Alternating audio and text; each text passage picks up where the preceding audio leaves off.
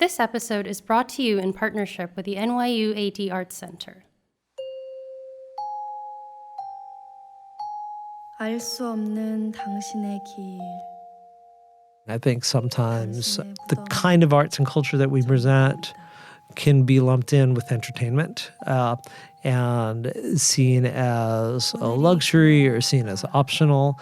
And I think that it became really clear that it was music and film and watching theater, live stream, and watching dance performances or dancing at home. Like the arts were really what kept people sane throughout a really difficult time. Bill Bragin is the art director at the NYUAD Arts Center. Since 2014, he's been bringing some of the world's biggest names in experimental, cutting-edge performance art to the capital of the UAE. One of those names, Kid Koala, earned his stripes as a scratch DJ in the early 2000s. He worked with many mainstream musicians like the Gorillaz and made scores for Hollywood movies. Kid Koala was about to get on a plane to Abu Dhabi to perform a 14-person live puppet show scheduled for March the 12th. We had a number of residencies that were about to start. Kid Koala was about to get on the plane in Montreal and come here. So we immediately started talking to them pretty much every day and said, we're not sure. At first, we thought maybe they could come, and then we thought better of it, and then canceled it and postponed it. Bill Bragin had a big task in front of him. At the beginning of March, most of the world was just waking up to the idea that life was going to change in ways that we couldn't have imagined. Bill had the second half of the NYUAD Arts Center's program for 2019 and 2020 planned for expectant audiences when he had to put the brakes on. These were unusual circumstances, and audiences were not the only concern for Bill. So the first part of the shutdown was basically focused on the current season and sort of unplanning it and starting to have conversations with artists about how to make good for the future and how to make sure we left them whole. We were watching all of our friends who are artists all around the world go into financial freefall almost immediately. I think people started losing 6 months, a year, 2 years worth of work, and we wanted to make sure that we were not going to contribute to that problem. The Arts Center is part of the NYUAD campus, and as such went into strict lockdown that affected most educational institutions within the UAE. This meant Bill Bragin and his team had the challenge of how to bring performance art to their audience without any space for the art to take place. The answer came, as it did to many, through online connection. The first time this was put into action was with Rooftop Rhythms, an open mic spoken word night running since 2012. Rooftop Rhythms is a regular feature for many spoken word artists, poets, and musicians in the community, and the session at the end of March was supposed to celebrate its anniversary. And it was their 8th anniversary.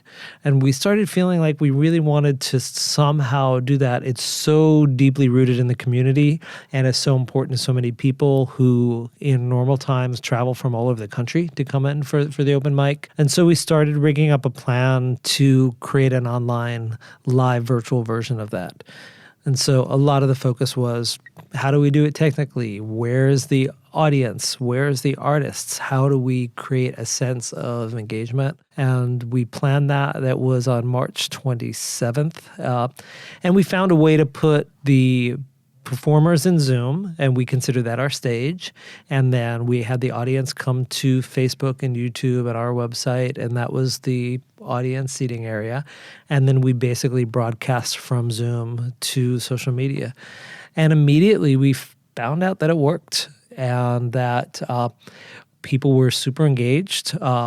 At that moment, especially when everybody was just trying to process what was happening in the world, having a moment to come together as a community, having people be able to start talking about their feelings of isolation, of confusion, of depression, what have you, through their art was really important. And at the same time, people were just celebrating that they were actually back together, even if it was back together through a social media space.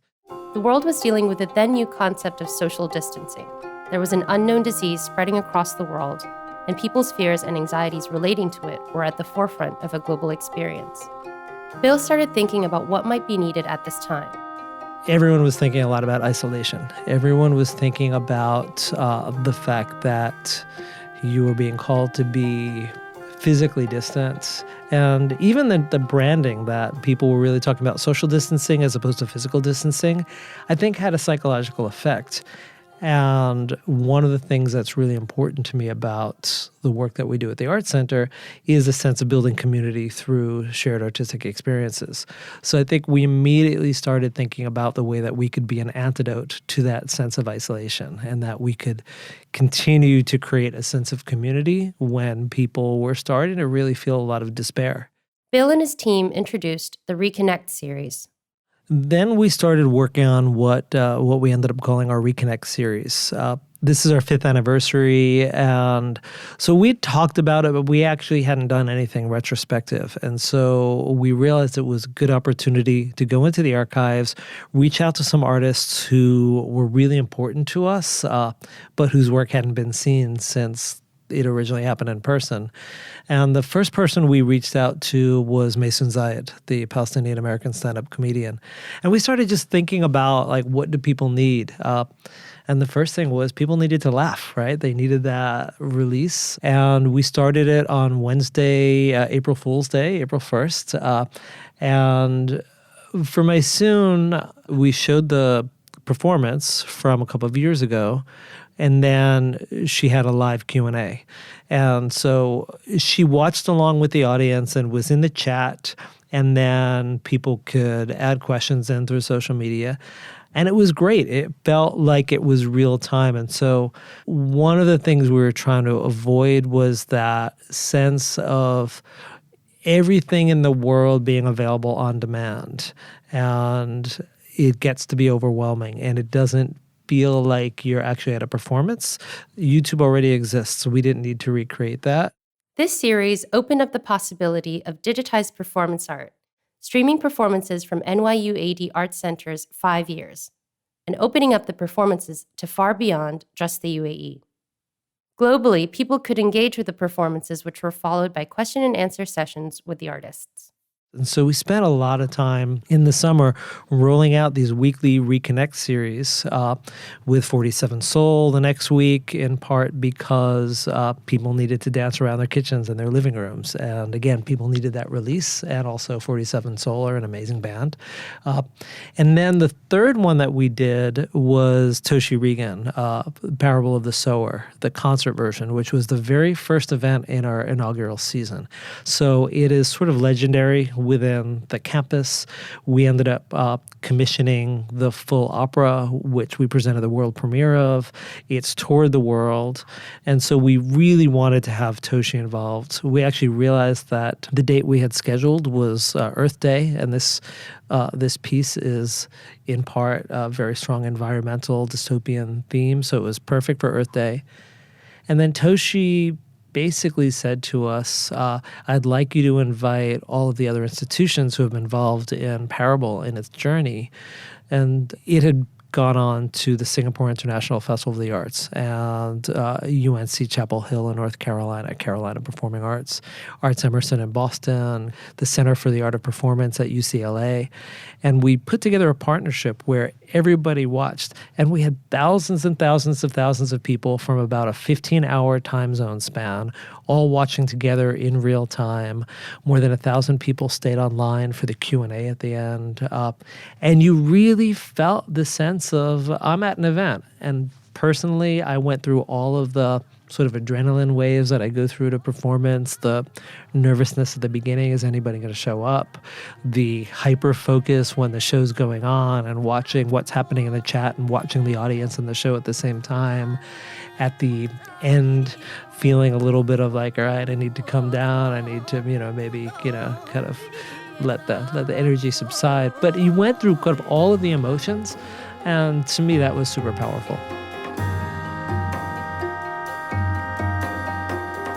As the Art Center team started looking towards the 2020-2021 season, there were a lot of unknowns ahead. When would restrictions be lifted? Who would be able to travel? What kind of social distancing would be in place? When would the center and the artists be fully able to resume performances at the university campus? And so we started thinking about that and realized that we wanted to move away from solely presenting work from the archives and look at artists who are presenting something new. And so we started reaching out to artists and agents and managers and just said, what are you working on? Is there something you're thinking about? And took everything that was in our fall season and either moved it to the spring or moved it to the 21-22 season, and then started just reconceiving what does the fall look like. And I think what we tried to do was move beyond looking at the obstacles and the limitations that that working virtually created, and actually spin it around and say, this is a moment that we actually can invest in a new approach. And how can we reinvent our practice, and who are the artists who are reinventing their own practice that can actually use the characteristics of distance as a sort of a positive element as opposed to a workaround. So all of the artists that we worked with in the fall are artists that we've actually presented in person in the past. And I think that was important to us because there's a huge amount of risk in doing this. It requires a huge amount of trust. And so you want to have that prior relationship. We wanted people who already know Abu Dhabi and know our community, because we're also still doing all of our visits to university classes. We're doing career chats with the Career Development Center. We're doing artist talks. So we wanted somebody who knew where they were going, even they were never going to be here. What resulted was a series of digital performances. The artistic duo 600 Highwaymen made a theater piece in which audience members would connect on a phone call with another member of the audience and experience the art with a stranger. Tanya Al-Khoury and Basil Zara presented a piece titled As Far as Isolation Goes, in which people who may be isolated in their homes due to the coronavirus lockdown are exposed to the experiences of asylum seekers who face the isolation of detention. This work was no longer translated into a digital space, but designed specifically for it. Bill has found that this new way of presenting art has come with difficult adjustments.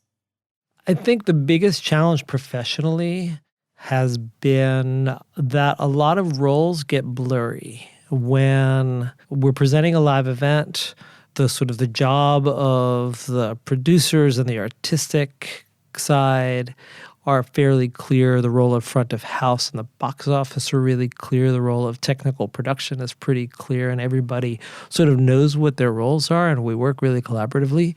What I found is in a number of these pieces, those roles collapse and they get reinvented in different ways. I think personally, what I've been experiencing, and I think what some of the artists are experiencing, is sort of like that Kid Koala example. Artists rely on feedback. I rely on feedback. For me, being in the lobby as people are coming in, sitting in the audience in the middle of the show, not only to watch the show, but to watch the audience and see how they're responding, being in the lobby as people are leaving and hearing the buzz, that is both how I can evaluate the impact of my work, but that's also that's the adrenaline, that's the drug of it, right? And that's what keeps you really inspired. And right now, when we're doing one-on-one theater, people are having really emotional responses to some of the pieces we're doing, but I'm not there to see it, and I'm not there to feel it. And the artists are feeling the same way. They are a little bit divorced from it. They've set something up that they're not necessarily able to attend.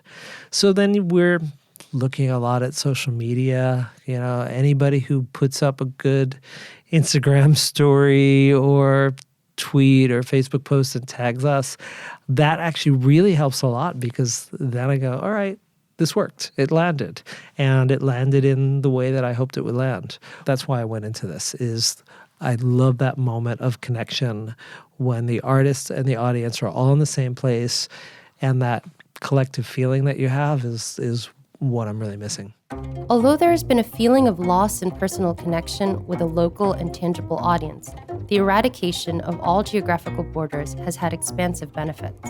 But what we found, for example, with Rooftop Rhythms, and we ended up doing three remote open mics in the spring, is all of a sudden we could have guest artists who, used to live in Abu Dhabi but had moved to Oman or in the States. Or we had people, I think we had one poet who was based in Nigeria. We had somebody else who was in Chicago. When we did the Poetry Slam, we were able to actually reach out to some of the most important people in the spoken word world. Bob Holman, who founded Bowery Poetry Club, used to help to reopen the New Eureka Poets Cafe. Jessica Caramore, who was a deaf poet performer, at Poetry Jam. And they were actually judges. So the idea that people in our community could actually do their work and have people like Jessica Caramore and Bob Holman be on the other side was really powerful. And we started getting international press coverage. We were started getting listings in the New York Times and the LA Times and covered on CNN and Euronews. So there was a sense of expanding our reach and our audience, that we didn't just have to look at people who were in drive distance, but the entire world is our audience, which I think that Parable of the Sower broadcast was one of those indications that it could be that. As usual with art, limitations give birth to new methods of creativity, and COVID has done just that. Although the arts, like the vast majority of industries, has suffered under the global pandemic, the people within the art world have sought to find solutions for artists, communities, individuals, and audiences to thrive. Although the digital sphere is by no means the ultimate solution, it has offered a lifeline. Bill Bragin thinks there are many lessons learned during this time, which offer hope for the future. I think that some of the approaches that people are looking at now, where it doesn't require artists to travel around the world for their work to travel around the world and connect with audiences, where you can look at approaches that might not have the same carbon footprint, are actually important questions to ask that will resonate after COVID. I think the other thing for us is realizing the importance of both the in-person audiences, which we want them back desperately, but we actually don't want to lose the expanded reach that we've got by making more of a commitment to live streaming and the fact that that you can have both at the same time. So now I think everybody realizes that you can connect with artists from all over the world at all kinds of times of day and night, and it's actually been really rich. I watched an online theater piece from Poland last week, and it's not a piece I would have traveled for, but it was a new company, it was new work, and it was exciting just to be able to see what else is happening. To learn more about the NYUAD Arts Center programming, please visit www.nyuad-artscenter.org. You've been listening to Recorded. I've been your host, Alexandra Chavez. Next week, we will have part 2 of the series in which we speak to some of the artists from this season. Please join us. If you've enjoyed this episode, please do subscribe. And if you want to let us know what you think, we'd love to hear your review.